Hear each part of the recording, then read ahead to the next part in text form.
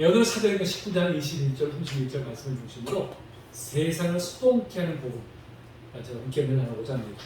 자, 먼저 지난주에 나눴던 말씀을 잠시 되새겨 보도록 하겠습니다. 하나님께서는 이제 바울을 통해서 이례적인 이적을 행하게 하시죠. 어떤 이적이 있었습니까?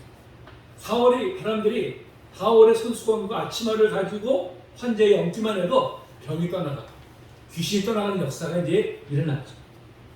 뿐만 아니라 바울을 통해서 복음을 들은 사람들 중에서 이 마술사들이 자신의 생애수단이었던 마술책을 다 가져가서 불살라버리는 놀라운 일을 행합니다.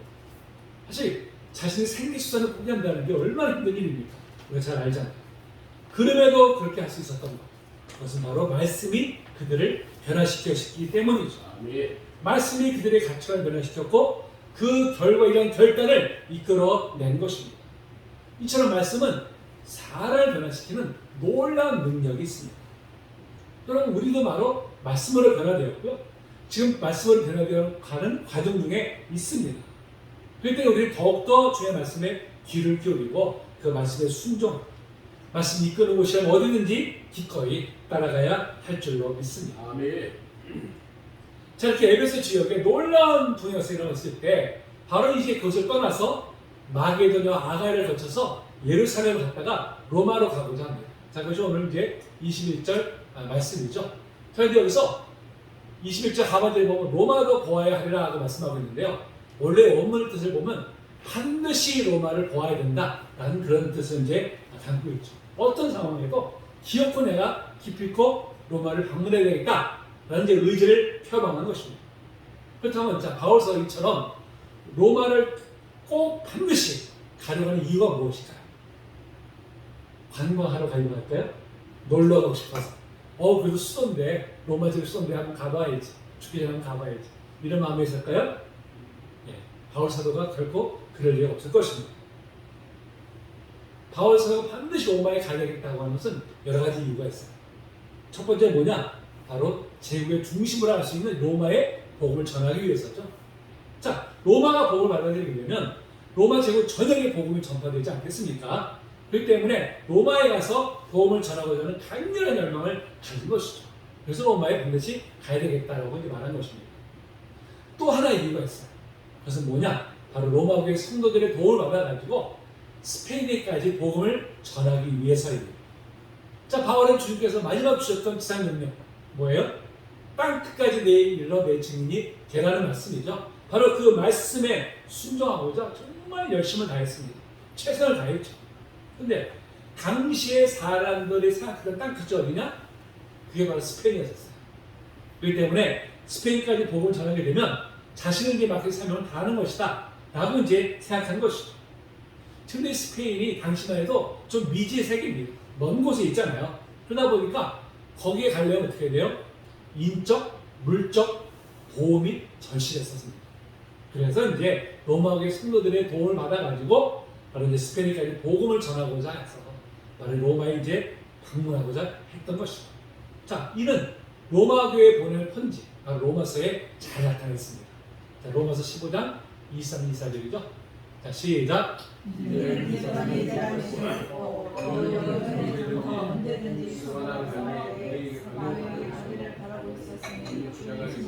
너희를 보고 먼저 너희와 사귐으로 얼마간 기쁨을 가진 후에 너희가 그리로 보내주기를 바랍니다. 아멘.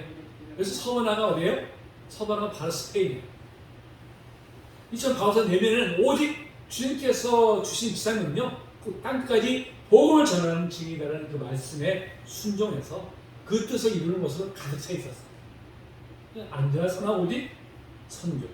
길을 가고는 무엇하는지 오직 선교. 오직 선교만 뭐지 그런 이제 생각했을 것입니다. 아마 바울서를 푹 찌르면 뭐가 나왔을까요? 오직 주님, 오직 선교라는 말만 아마 티가 났을 것입니다.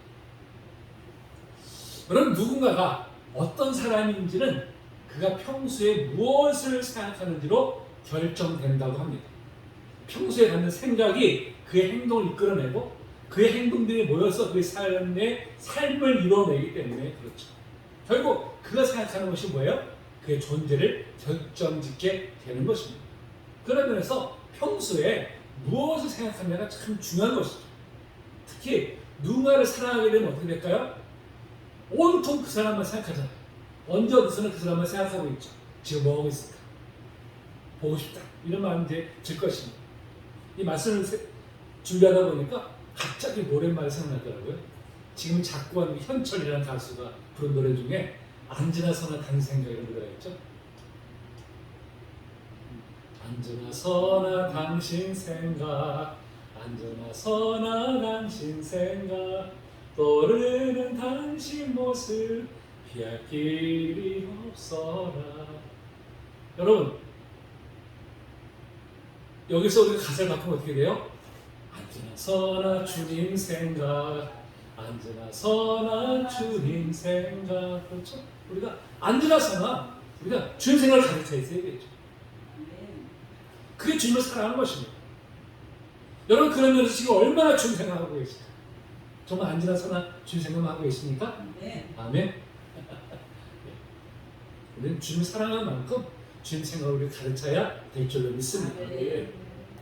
자, 이렇게 로마에 갔다 궁극적으로 스페인으로 가기를 소망한 바울이 자, 이제 먼저 예루살렘에 올라가려고 하죠. 그런데 바울 사도가 예배소에서 직접 예루살렘으로 가는 길을 택하지 않고 마게도냐와 아가야를 거쳐서 예루살렘을 가겠다고 합니다. 자, 그 이유가 무엇일까요? 자, 지도를 보면 자, 이 에베소가 중간에 있죠. 거기서 예루살렘을 가는 길이 직선거리인데 가까운 거리잖아요. 그런데 오히려 거꾸로 마게도냐 갔다가 아가야로 갔다가 그 예루살렘 간다 가는 그 길을 선택한다고 합니다. 자, 그 이유는 크게 두 가지 목적이 있습니다. 두 가지 목적이 있었어요. 자, 하나는 뭐야? 자신이 복음을 전해서 세워진 교회의 성도들의 믿음을 굳건하게 하기 위함입니다. 이 바울 사도의 설교를 살펴보면 처음 방문했을 때 교회를 세우고 그 위에는 그 성도들의 믿음을 굳건하게 하기 위해서 다시 방문하곤 했던 것을 우리가 이제 알게 되죠. 사도행 18절 24절을 보니까 얼마 있다가 떠나 갈릴리의 갈라디아와 부르기아 땅을 찾아다니며 모든 제자를 굳건하게 하려고 했어요. 일제방문 때 그 교회에서 교회를 세웠던 바울이 다시 방문해서 그 교회에서 있던 이제 제자들의 믿음을 굳건하게 한 것이죠. 또 하나의 목적이 있습니다. 그게 뭐냐? 바로 마게도냐와 아가야 지역의 성도들이 헌금한 구제원금을 받아서 예루살렘 교회에 전달하기 위해서였습니다. 자, 이 또한 로마서에 잘 나타나 있습니다. 로마서 15장 25절 26절이죠.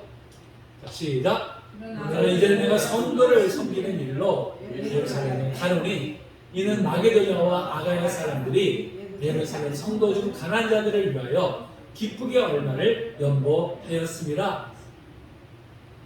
당시 예루살렘 교회 성도들은 극한 가난에 시달려 있었습니다. 전통적 유대교를 떠나서 유대교에서 이단을 규정한 예수를 믿는 기독교인을 전향한 결과 바로 가족과 공동체로부터 쫓겨나야만 했었습니다. 그로 말미암아 극심한 가난에 시달릴 수밖에 없었던 것이죠.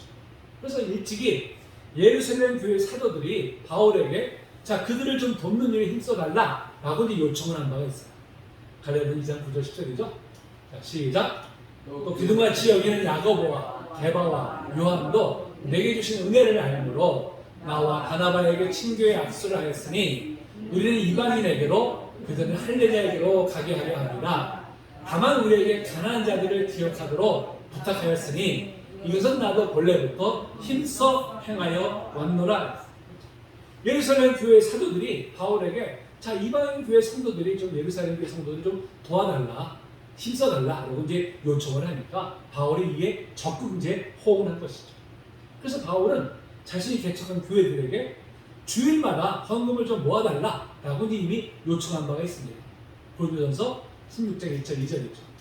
시작. 성도를 위한 연보에 관하여는 내가 갈라디아 교회들에게 명한 것 같이 너희도 그렇게 하라.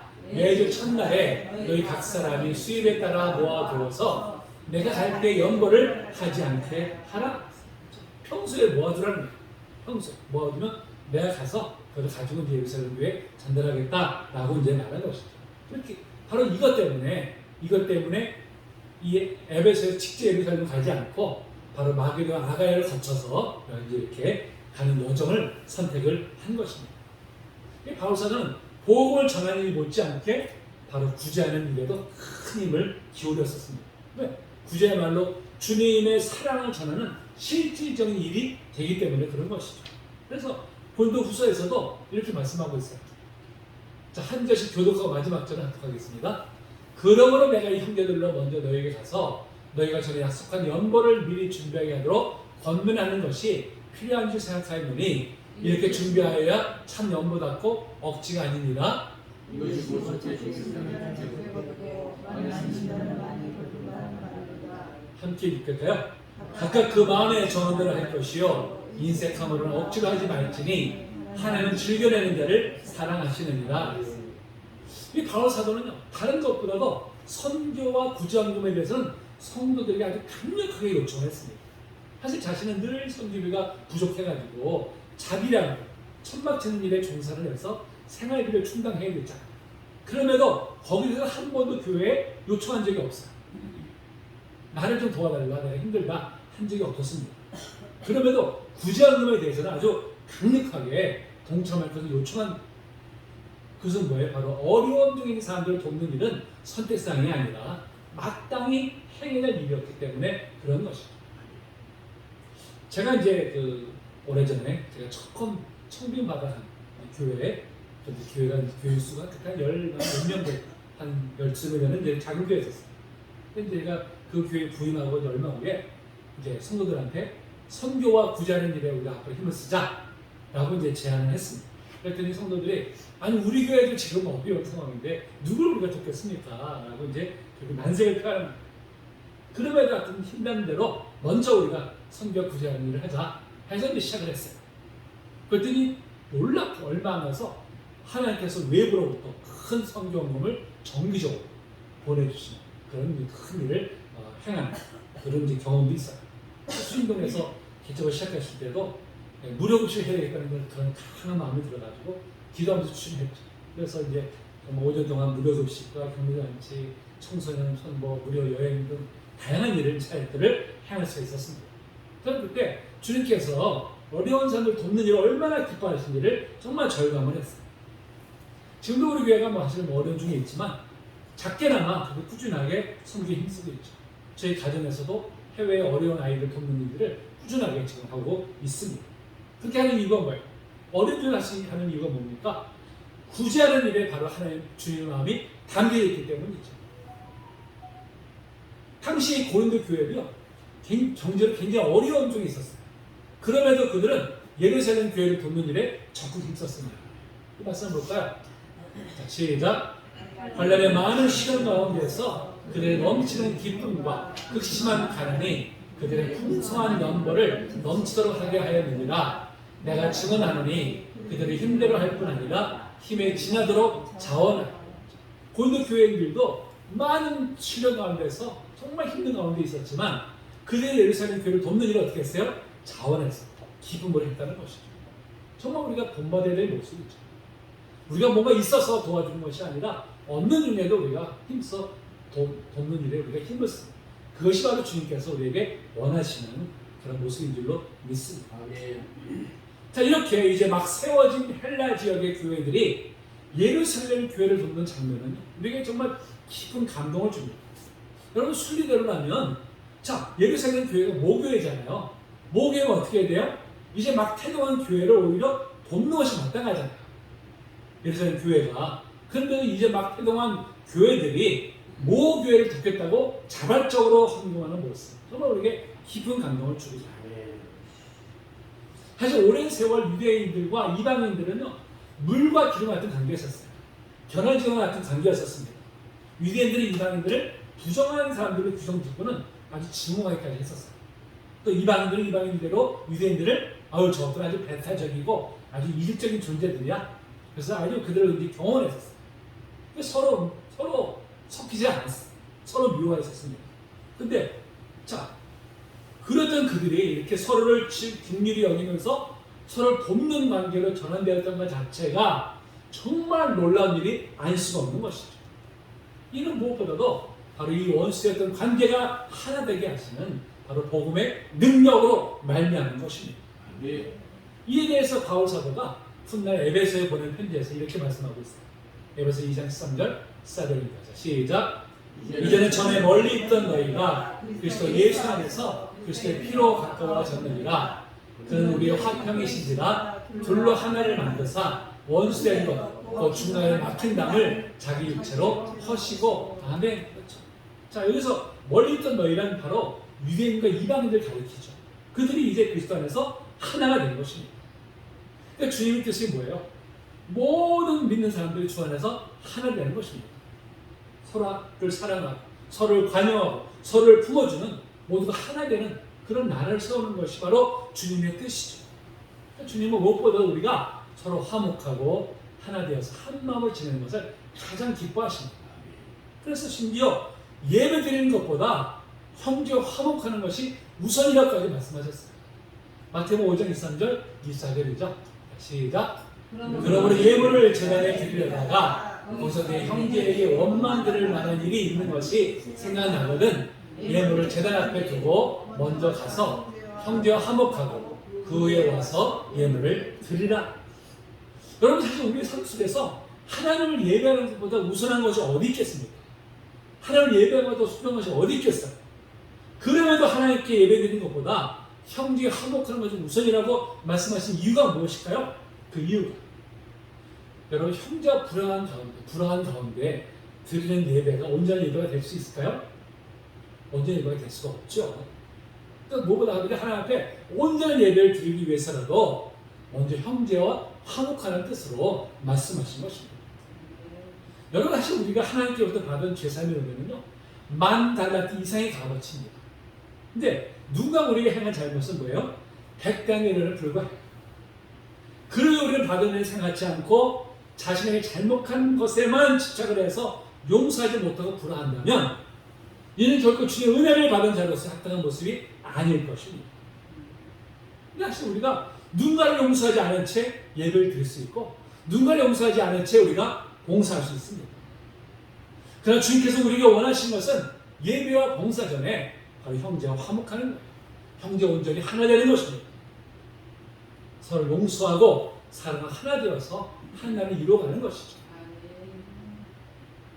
우리 하나씩 주님의 뜻 그래서 우리가 깊이 새기고 그 일에 힘쓰는 저희들 되시기를 주님의 이름으로 축복합니다. 자, 바울은 이제 구제함을 예정대로 모아서 예루살렘에 올라갈 수 있도록 자신보다 앞서서 디모데와 에라스도를 이제 마게도냐로 보내죠. 바로 그것이 22절 말씀입니다.